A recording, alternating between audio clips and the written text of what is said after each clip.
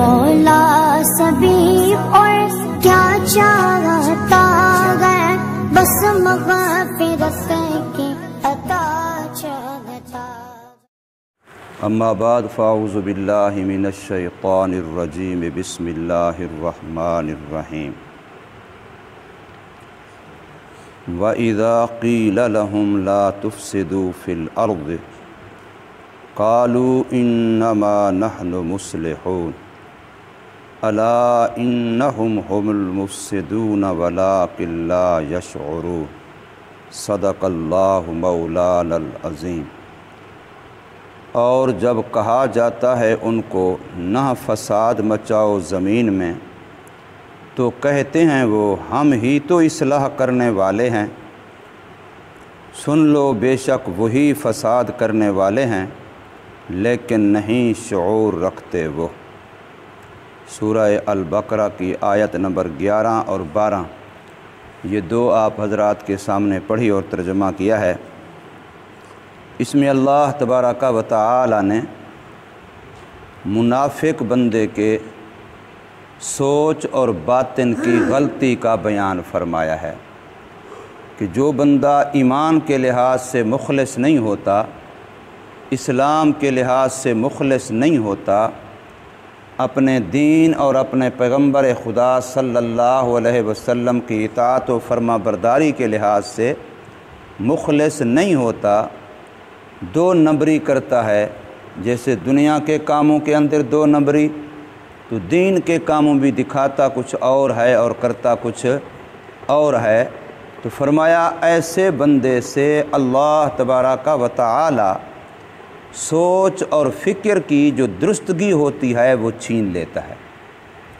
اس کی سوچ اور اس کی درستگی ایسی بیمار ہو جاتی ہے کہ جیسے بندہ جسمانی طور پر بسا اوقات کسی ایسی بیماری کا شکار ہو جاتا ہے کہ اس کو گرمی میں سردی لگتی ہے، سردی میں گرمی لگتی ہے، اس کو میٹھی چیز کڑوی لگتی ہے، کڑوی چیز میٹھی لگتی ہے، بالکل الٹا معاملہ ہو جاتا ہے اس کو۔ اس کے منہ کا ذائقہ، اس کی جو کسی بھی چیز کو ٹیسٹ کرنے کی، چیک کرنے کی صلاحیت ہے وہ بدل جاتی ہے، اور ایسا بہت ساری بیماریوں میں ہوتا ہے۔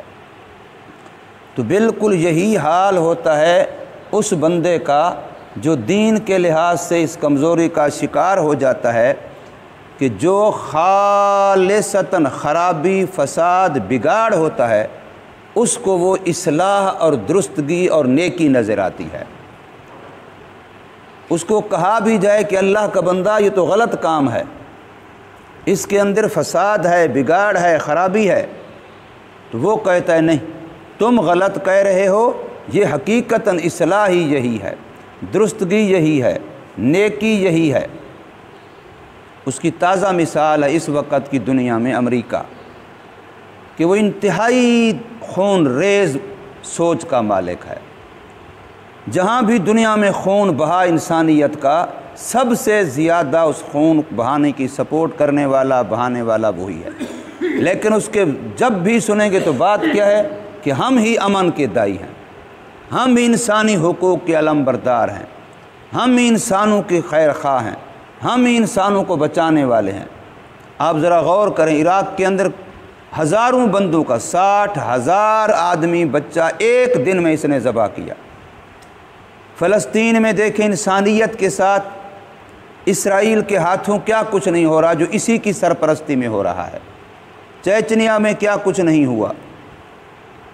افغانستان میں 19 سال اس نے چن چن کے انسانیت کا خون کیا۔ جہاں انسان نظر آئے وہیں سیدھا فائرنگ کرو، وہیں سیدھا کارپیٹ بمباری کرو، انسان نظر آ جائے۔ اس میں کتنے مرد، کتنے عورتیں، کتنے بچے، کتنے جانور، حتیٰ کہ پرندے درندے تک اس کا نشانہ بنے ہیں۔ لیکن پھر بھی اعلان کیا ہے کہ ہم ہی تو امن کے ٹھیکیدار ہیں، ہم ہی تو انسانیت کے بچانے والے ہیں۔ اب یہ ہے سوچ کا الٹا پن۔ میں سن رہا تھا کل، ایک ڈاکٹر صاحب ہیں، بڑے اچھے ساتھی ہیں پاکستان کے، تو ایک آدمی ان سے سوال کر رہا تھا کہ میں باہر ملک رہتا ہوں، جس بھی دنیا کے ملک میں ہم جاتے ہیں تو مسلمانوں کے پاس کوئی ایسی چیز نہیں ہے کھانے پینے کی ہو، لباس کی چیز ہو جو کوالٹی والی ہو۔ کوالٹی جو بھی نظر آتی ہے ہمیں یہود کی نظر آتی ہے، عیسائیوں کی نظر آتی ہے، کھانے پینے کی چیزوں میں دیکھیں تب بھی، باقی استعمال کی چیزوں میں دیکھیں تب بھی۔ تو آپ بتائیں یہ کیا ہے؟ تو ڈاکٹر صاحب نے بڑا اچھا جواب دیا، کہتے ہیں اصل میں کچھ تو حقیقت ہے، میں مان لیتا ہوں بعض چیزیں ان کی واقعی کوالٹی میں اچھی ہیں، لیکن بعض چیزوں پر بات کی جا سکتی ہے۔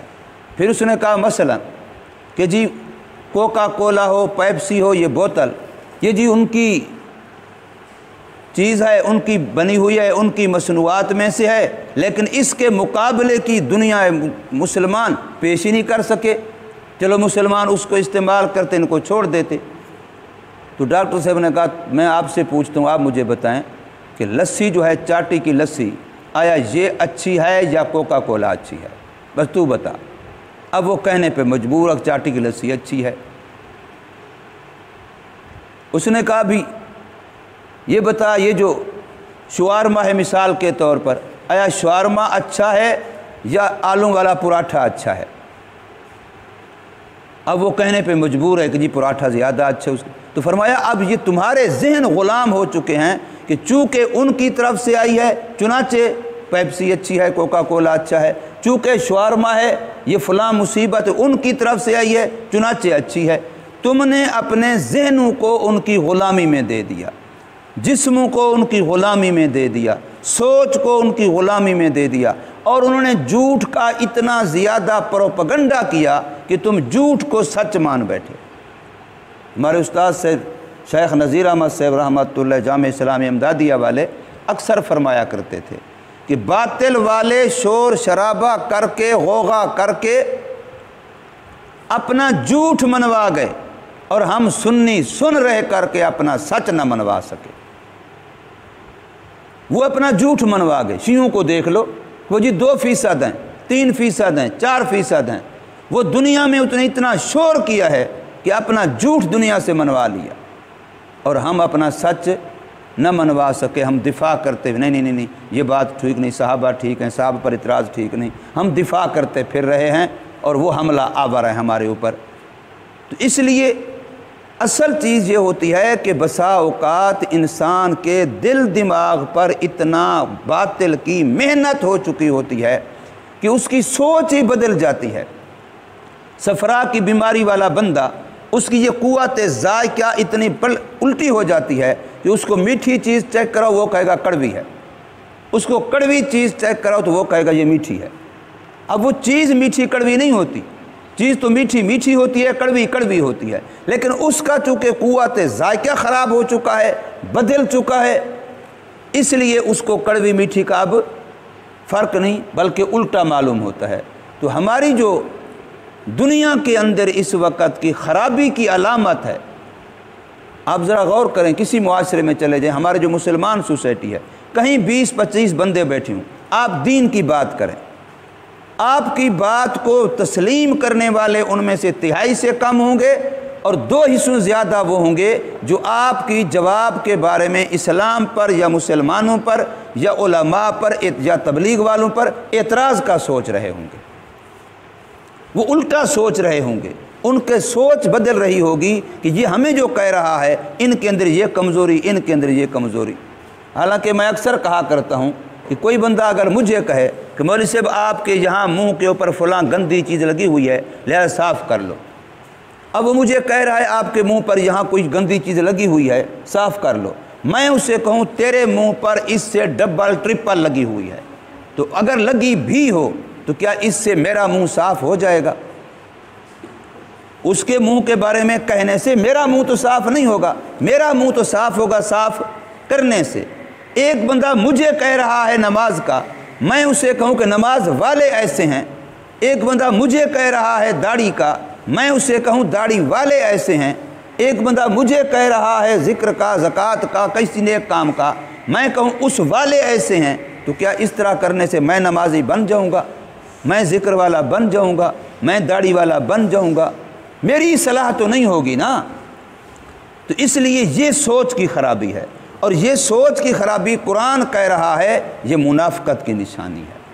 وَإِذَا قِيلَ لَهُمْ لَا تُفْسِدُوا فِي الْأَرْضِ، اور جب کہا جاتا ہے ان کو کہ زمین میں فساد نہ مچاؤ، اور یاد رکھیے زمین میں فساد صرف یہ نہیں ہے کہ بندہ ڈنڈا لے کے نکل پڑے، جو بھی سامنے اس سے لڑ پڑے، صرف یہ فساد نہیں، یہ بھی فساد کی ایک شکل ہے، چوری ڈاکہ بھی فساد کی ایک شکل ہے، قتل و غارت بھی فساد کی ایک شکل ہے، کاروبار کے اندر جھوٹ دھوکہ فراڈ بھی فساد کی ایک شکل ہے، لیکن اصل فساد جو قرآن کہہ رہا ہے وہ یہ ہوتا ہے کہ بندہ خدا کی زمین پر خدا کے کسی بھی حکم کو توڑتا ہے، یہ فسادی ہے۔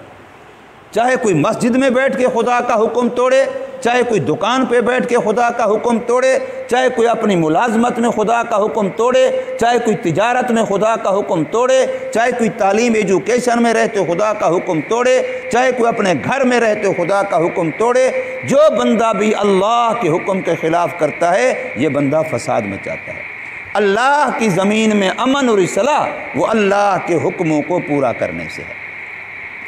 اللہ کی زمین میں اصلاح امن وہ اللہ کے حکموں کو پورا کرنے سے ہے۔ جہاں خدا کا حکم ٹوٹے گا وہاں زمین میں بگاڑ آئے گا، وہاں زمین میں فساد آئے گا۔ اس لیے فرمایا گیا ہے کہ جب ان کو کہا جاتا ہے لا تفسدوا فی الارض، نہ فساد مچاؤ زمین میں، نہ بگاڑ اور خرابی کا ارتکاب کرو زمین میں، قالو تو آگے سے وہ جواب میں کہتے ہیں انما نحن مصلحون، ہم ہی تو اصلاح کرنے والے ہیں، یہ کیسی بات کرتے ہو؟ ساری دنیا کی اصلاح کا ٹھیکہ تو ہم نے لیا ہے، ہماری وجہ سے تم بچے ہوئے ہو، ہم ہی تو امن کے ٹھیکے دار ہیں، امن کے علمبردار ہیں، ہم ہی تو ایسے ہیں۔ یعنی جو خالصتاً فسادی بھی یہ سمجھتا ہے کہ میں ہی پورے محلے میں امن کا علمبردار اور ٹھیکے دار ہوں، کسی سے بھی کہیں۔ اور پھر یہ بڑی غلطی ہے بنیادی طور پر کہ ہم نے بہت سارے دین کے کاموں کو اپنا نجی عمل سمجھا، بھی میں کروں تو میری مرضی، نہ کروں تمہیں کیا، کروں تو میری مرضی، نہ کروں تو تمہیں کیا۔ حالانکہ ذاتی عمل انسان کا کوئی ایک بھی نہیں ہے۔